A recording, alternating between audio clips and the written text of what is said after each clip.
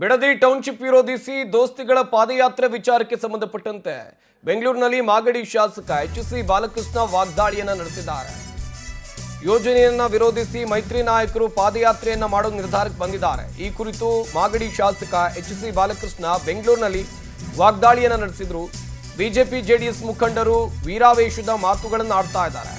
ಅವರು ಮಾತಾಡ್ತಾ ಇರೋದು ಅಥವಾ ಅವರು ಮಾಡ್ತಾ ಇರೋದು ಏನು ಪಾದಯಾತ್ರೆ ಅಲ್ಲ, ಪ್ರಾಯಶ್ಚಿತ ಯಾತ್ರೆ.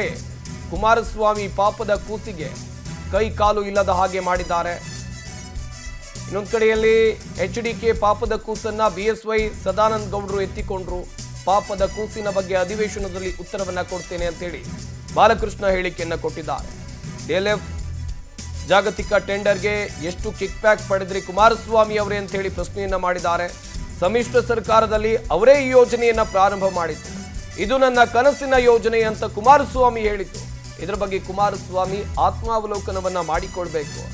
ಕೇಂದ್ರ ಸಚಿವ ಕುಮಾರಸ್ವಾಮಿ ವಿರುದ್ಧ ಶಾಸಕ ಬಾಲಕೃಷ್ಣ ಈ ರೀತಿಯಾಗಿ ವಾಗ್ದಾಳಿಯನ್ನ ನಡೆಸಿದ್ದಾರೆ. ಸ್ವಾಮಿ ಅವರಿಗೆ ಹೇಳಲಿಕ್ಕೆ ಇಚ್ಛೆಪಡ್ತೀನಿ, ಅವರ ಪಾಪದ ಕೂಸು ಅದು ಹ್ಯಾಂಡಿಕ್ಯಾಪ್. ಅದನ್ನ ಮಾಡ್ತಕ್ಕಂಥ ಸಂದರ್ಭದಲ್ಲೇ ಕೈಕಾಲೆಲ್ಲ ತಿರ್ಚ್ಬಿಟ್ಟವ್ರೆ ಕುಮಾರಸ್ವಾಮಿ ಅವರು. ಆ ಕೂಸು ಹಿಡಿತಕ್ಕಂಥ ಸಂದರ್ಭದಲ್ಲಿ ಅದಕ್ಕೆ ಕೈಕಾಲು ಏನು ಕೂಡ ಇಲ್ಲ. ಅವರ ಪಾಪದ ಕೂಸನ್ನ ನಾವು ಒತ್ಕೊಳ್ಳಿಲ್ಲ. ಮೊದಲು ಸನ್ಮಾನ್ಯ ಯಡಿಯೂರಪ್ಪನವರು ಒತ್ಕೊಂಡ್ರು. ಮೊದಲು ಅದನ್ನ ಕುಮಾರಸ್ವಾಮಿ ಅವರ ಪಾಪದ ಕೂಸನ್ನ ಕುಮಾರಸ್ವಾಮಿ ಅವ್ರ ನಂತರ ಯಡಿಯೂರಪ್ಪನವ್ರು ಒತ್ಕೊಂಡ್ರು. ಯಡಿಯೂರಪ್ಪನವ್ರ ನಂತರ ಸದಾನಂದ ಗೌಡರು ಒತ್ಕೊಂಡ್ರು. ಅದನ್ನ ಅದಾದ್ಮೇಲೆ ಜಗದೀಶ್ ಶೆಟ್ಟರು ಒತ್ಕೊಂಡ್ರು.